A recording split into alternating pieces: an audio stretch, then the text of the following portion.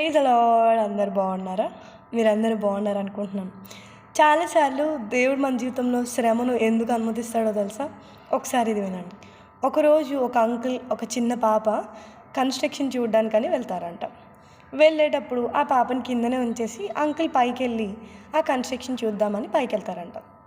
వెళ్ళాక ఆ పాపను పిలుస్తూ ఉన్నారంట పైనుంచి, అమ్మ నువ్వు కూడా పైకి రా, నువ్వు కూడా పైకి రా అని. అయితే ఆ పాపకు వినపడలేదంట.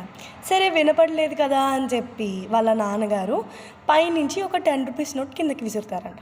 విసిరినప్పుడు ఆ పాప, అమ్మ బాబోయ్ నాకు 10 రూపాయల నోట్ దొరికిందని చెప్పి తీసుకొచ్చి జోబులో పెట్టుకుందంట.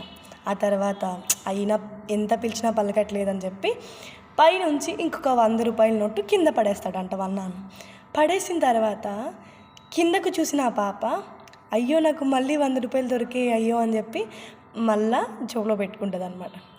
ఇదేంటి ఈ పాప ఎంత పిలిచినా పలకట్లేదు, ఎన్నిసార్లు నోటు విసినా సరే పలకట్లేదు అని చెప్పి వాళ్ళ నాన్నకి కొంచెం కోపం వచ్చి పైన చిన్న చిన్న చిన్న రాయి ఉంటే ఆ రాయిని కిందకి ఇస్తాడంట. వెళ్ళి తన నెత్తి మీద పడుతుందంట. అబ్బా ఏంటి అని పైకి చూస్తుందంట. అప్పుడు నాన్న అంటాడు పైకి రా అని. అలాగే మన జీవితంలో మనం దేవునికి దూరం అయినప్పుడు దేవుడు మనకి కొన్నిసార్లు కొన్ని ఆశీర్వాదాలు ఇచ్చి మనల్ని పిలుస్తాడు. అప్పుడు మనం ఏం చేస్తాం? దేవుడు నాకు ఆశీర్వాదిస్తున్నాడు కాబట్టి నేను ఆయన దగ్గరికి వెళ్ళక్కర్లేదులే అనుకుంటాం. కానీ ఎప్పుడైతే మనం అలా అనుకుంటామో దేవునికి మన ఎడబాటు నచ్చదు కదా. కనుక మరలా ఆయన చిన్న శ్రమ అనే దెబ్బను కొడతాడు. కొట్టి మనల్ని మరలా తన దగ్గరకు తీసుకొచ్చేస్తాడు అనమాట. అందుకే కొన్నిసార్లు మన జీవితంలో చిన్న చిన్న శ్రమలు, శోధనలు కలుగుతూ ఉంటాయి.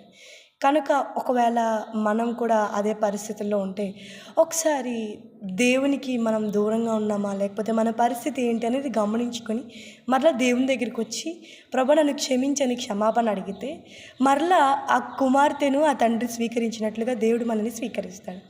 కనుకనే మనం కూడా దేవుని దగ్గరికి వెళ్ళి క్షమాపణ అడుగుతాం. ఈ మాటలు దేవుడు దీవించిన గాక. ఆమేన్.